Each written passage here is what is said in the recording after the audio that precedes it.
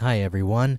I wanted to record a little video lecture talking about William Butler Yeats's The Second Coming. The Second Coming, a lot of people consider it to be the scariest, the most terrifying poem ever written. If you watched, which you should have watched, the documentary about William Butler Yeats last time around, and taken the quiz on him, then you know that he was interested in metaphysics and mysticism, what they would call the occult. He was friends with, or a devotee or a follower of Madame Helena Blavatsky, whom a lot of people think she was a con artist, that she was a fraud. She claimed to be a medium. She claimed she could speak with spirits. And this was a time when spiritualism was very popular, where seances were commonly held. And this was an interest that William Butler Yeats had. And besides Irish nationalism and politics, this was a great interest of his life, and a great topic of his poetry. Now, you can really see the influence of the occult and occult thinking in this poem. Specifically, there are some things that he wrote about in his life that you kind of need to know about in order to understand some of the lines here. So we'll start. Turning and turning in the widening gyre. The widening gyre, the gyre is something that William Butler Yeats wrote about in his book, A Vision. He wrote about things that he believed. He had visions of the world and history and the way things worked that he believed were given to him by spirits and by the spirit world. One of the revelations that he claims that he got in a vision from the spirit world has to do with history, and he called it the gyre. It's something that he illustrated here. Here's a picture of it, the gyre. He believed that this represented basically the way history worked. And it worked in cycles. It's kind of hard to explain. I don't really understand it that well myself, but essentially when one cycle of history or part of history or historical event is spinning around the gyre and moving towards its completion, that's when another one has begun.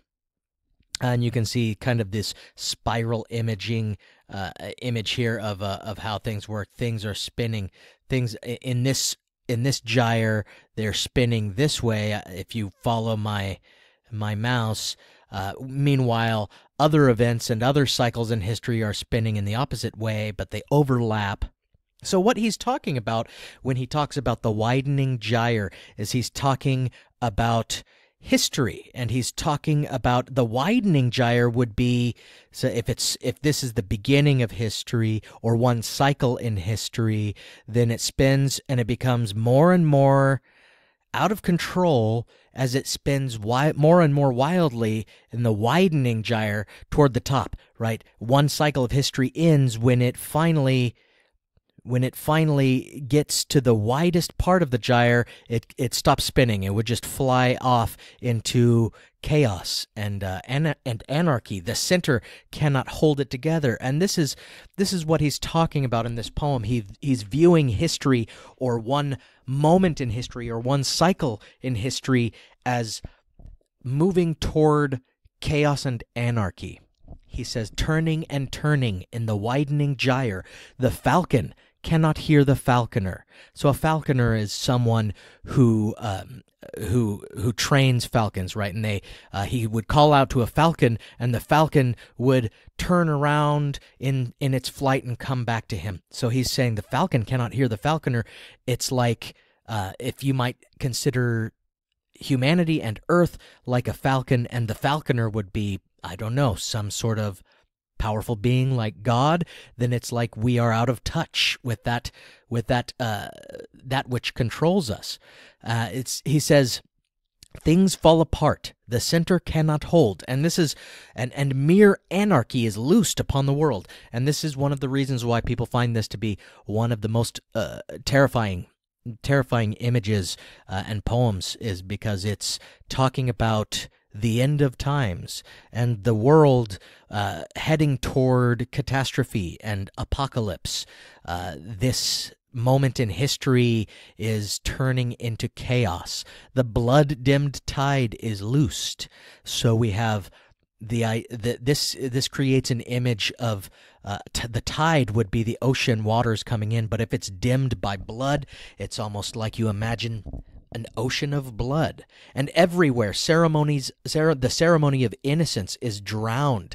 You would imagine drowned in the blood-dimmed tide, drowned in an ocean of blood. Innocence is drowned in an ocean of blood is the image that this calls to mind for me. And he says, the best lack all conviction, while the worst are full of passionate intensity. So what's he talking about here? He's talking about people. He's talking about influences on history and the world. He's saying the best people, the best influences lack all conviction. So they're not speaking up. They're not having a strong influence on the world. The best kind of people are not being listened to. The worst kind of people, though, they're being loud. They're being intense. They're being passionate. This may be something that you can relate to in our modern times. The worst kind of people are always the loudest. The worst kind of people with the worst ideas are always the ones who act like they know what's best. Whereas the best kind of people, the people with the best ideas, the kindest kind of people, the least extreme kind of people, they are less likely to shout over other people to be heard. And so what happens? We have the worst influence in society, and society and culture tends towards those extremes and the worst influences that we have. So this first stanza has raised some very big and very frightening notions, some very big and frightening ideas about the end of the world and society and culture falling apart. Surely some revelation is at hand, he says, and we start to get into religious imagery. Although I don't believe that Yeats meant it in a purely Christian, Judeo-Christian sense when he starts to say, surely some revelation is at hand. He's saying, surely some revelation means some revealing. Something will be revealed soon. Something must change. There must be, something is coming. There's this sense that something is coming. Surely the second coming is at hand. The second coming in religious ideas has to do with the second coming of Christ.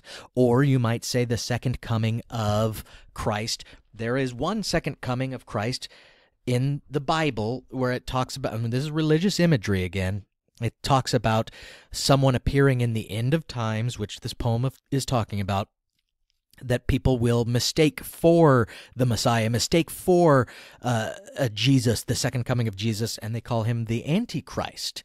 Perhaps you've heard of the legend or myth or a prophecy that an Antichrist will come in the end times, a terrible influence, an evil influence on the world that will bring about the end of the world, right? So these are the kinds of ideas that he's playing with in this poem, and it is frightening. This is why I paired it with Young Goodman Brown, because of how frightening it is.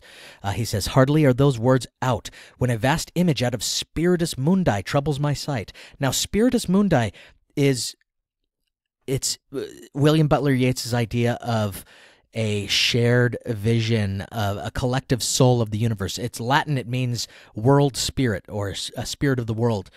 And it's basically he felt that all poets gathered inspiration from this spirit of the world.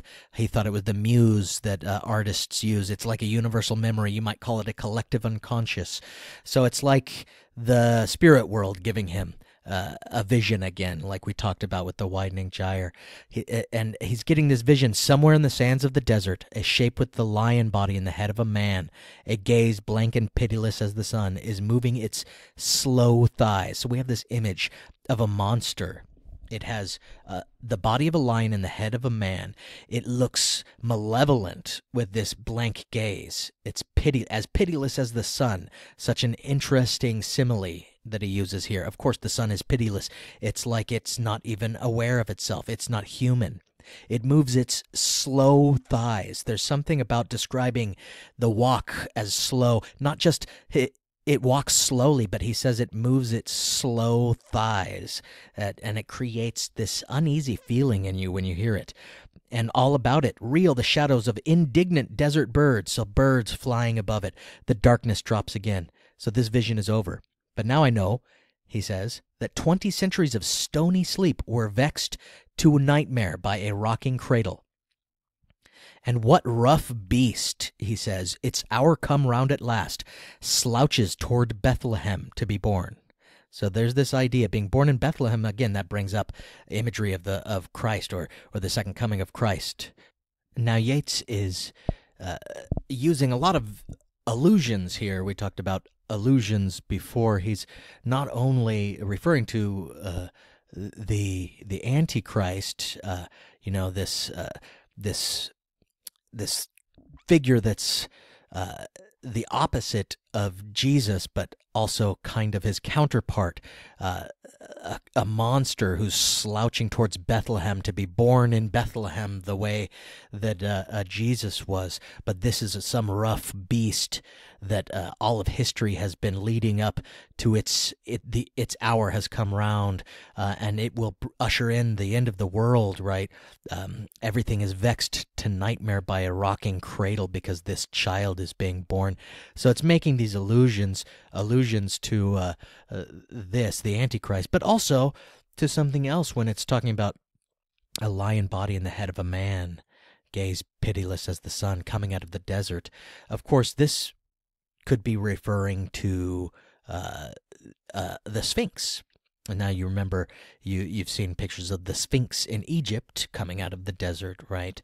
Out of the Middle East. Actually, the figure of the Sphinx is a mythological creature that was not just in Egypt, but a lot of other. There were Asian sphinxes. Legends of the Sphinx made their way into Europe too. This idea of a lion's body with a human head. Now, this is a chimera. It's like a mix of different animals. A lot of times it would have wings, right? This one seems to have the tail of like a snake or something over here, or a scorpion's tail or something.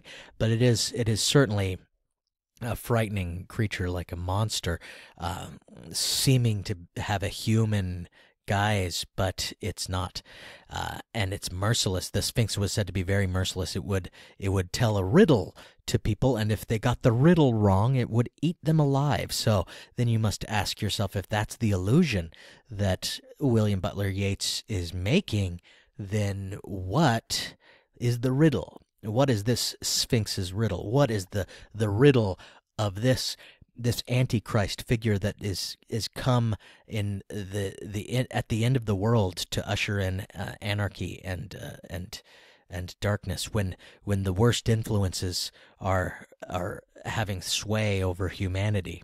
What is the riddle that this creature has come around to ask us? So these are the kinds of things that get brought up when you read W.B. Yeats's poem, The Second Coming, and you can see why it's perhaps one of the more terrifying poems ever to be written.